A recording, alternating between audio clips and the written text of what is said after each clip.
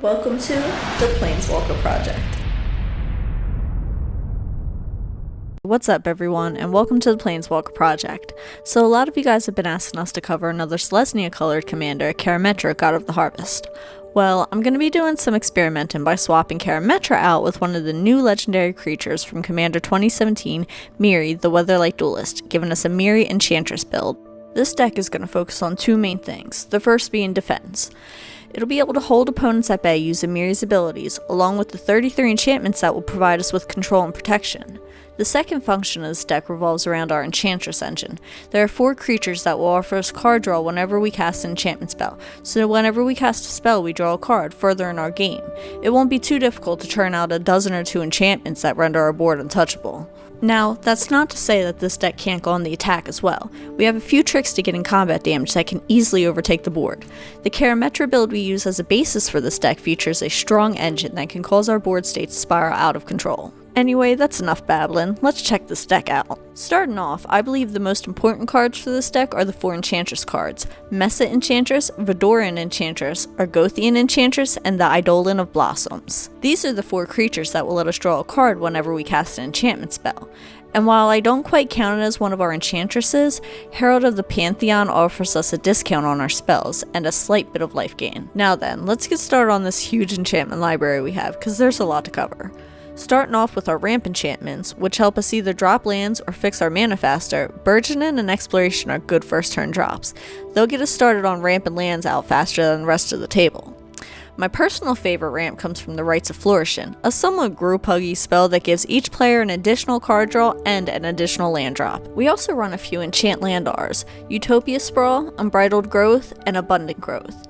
The 3 of these are cheap spells that let the enchanted land tap for other mana colors. Utopia Sprawl gives you an additional mana, as well as the forest's normally produced mana. This is great and ideal for quick ramping and mana fixing. Unbridled Growth and Abundant Growth can give you an extra card draw. Have an Enchantress or 2 in play, and these 1-drop spells can result in some heavy drawing. We run a good amount of field control that will hinder our opponents. Authority of the Consuls and Blind Obedience force opponents' cards to come in tapped, which can throw them off tempo as we can still swing in unblocked by any new creatures. Aura of Silence increases the mana needed for opponents to cast their spells, and an Impinge can be sacrificed to disenchant a card. Darksteel Mutation, Grasp of Fate, Banishing Light, Journey to Nowhere, Oblivion Ring, Quarantine Field, Song of Dryads, and Stasis Snare all are great removal spells that also synergize nicely with our engine. Vernal Equinox gives your creatures and enchantments flash, letting you drop some of the aforementioned removal on a dime.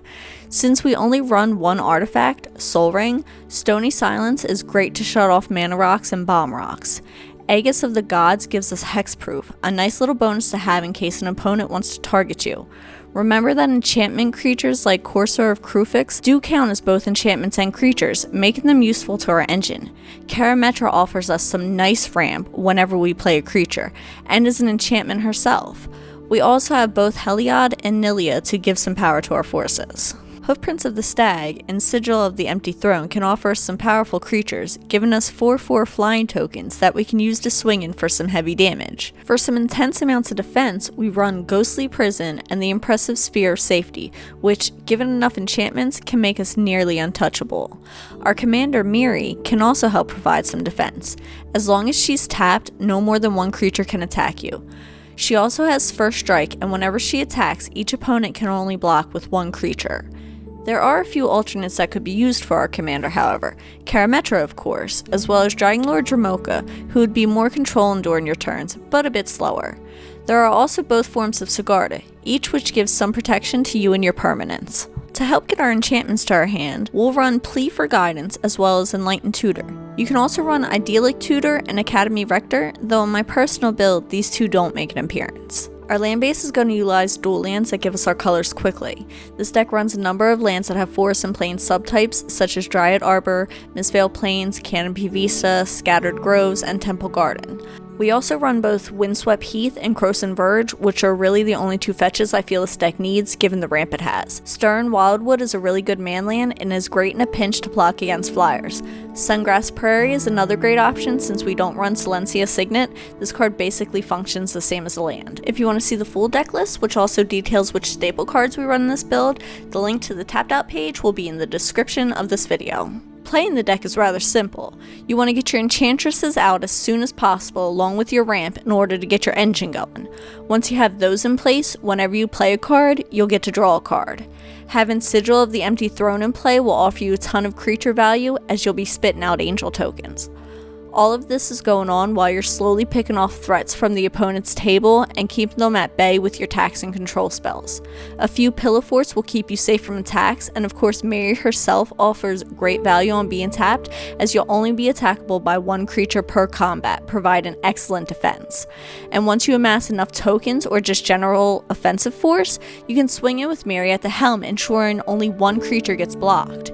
This is a very powerful build, and perhaps my favorite iteration of enchantment themed decks.